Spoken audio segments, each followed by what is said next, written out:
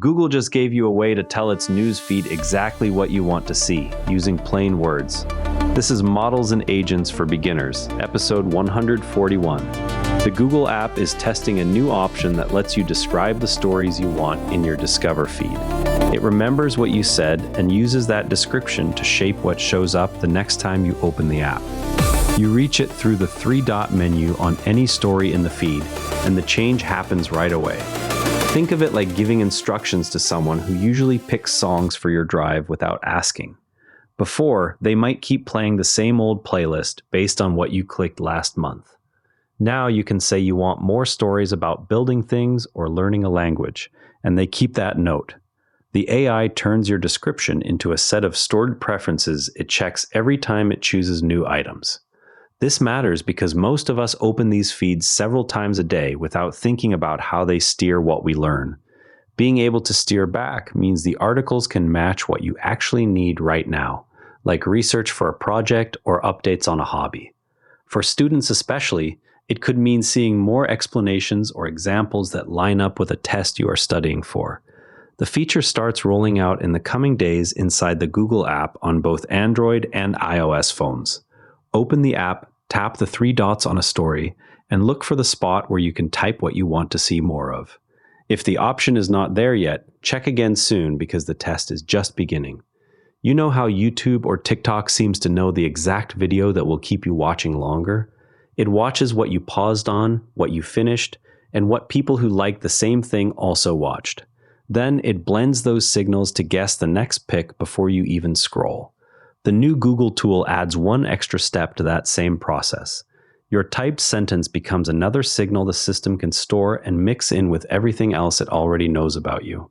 So instead of only guessing from past clicks, the AI now has a clear sentence that tells it the direction you want today. That sentence turns into a lasting rule the system remembers, almost like adding a note to a shared shopping list that everyone checks before they buy more items. The pattern matching stays the same as every other feed you use, but your own words become part of the pattern. The result feels less like a machine guessing and more like you giving directions to a helpful assistant who keeps the notes.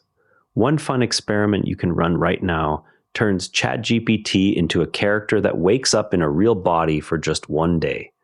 The prompt uses the conversation history you already have, so the story feels like it belongs to you. Copy the prompt from the original Reddit post, open a fresh chat on the Chatgpt website or app, and paste it in. The model will start with a few first-person lines about waking up, then follow the headings, the choice, what happens, and what I leave in the archive. At the end, it leaves one memory in a shared archive that other people can read if they try the same prompt. It is a creative writing exercise that shows how much personality an AI can display when you give it a clear situation. Another update makes it easier to use images from OpenAI tools in school projects or edits.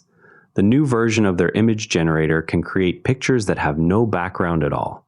You turn on one setting in the API, and the tool builds the transparent background during generation instead of removing it later.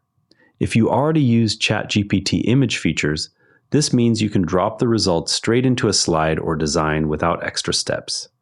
The option is rolling out to people who work with the API, and it removes the usual extra work of cutting out backgrounds by hand. A recent study found that more than a third of new web pages now show clear signs of AI-written text. Researchers looked at pages published after ChatGPT launched and spotted the repeating patterns that large language models tend to produce. It is a reminder that a growing share of what we read online is shaped by these systems, rather than written only by people. One person on Reddit described how their marketing job has shifted from typing drafts to guiding the AI through rounds of feedback. They paste the boss comments back into the chat, ask for revisions, and repeat the cycle until the draft is ready.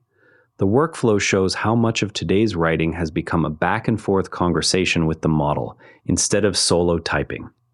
That is it for today. Remember, every AI expert started exactly where you are right now. If something we talked about today made you curious, go try it. That is literally how learning works.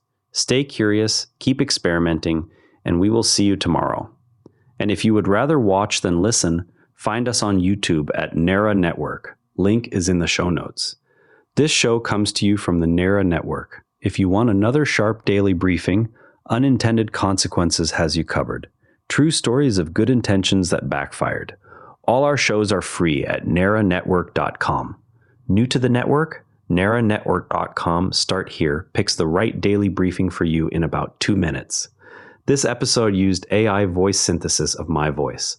Editorial selection and analysis are my own.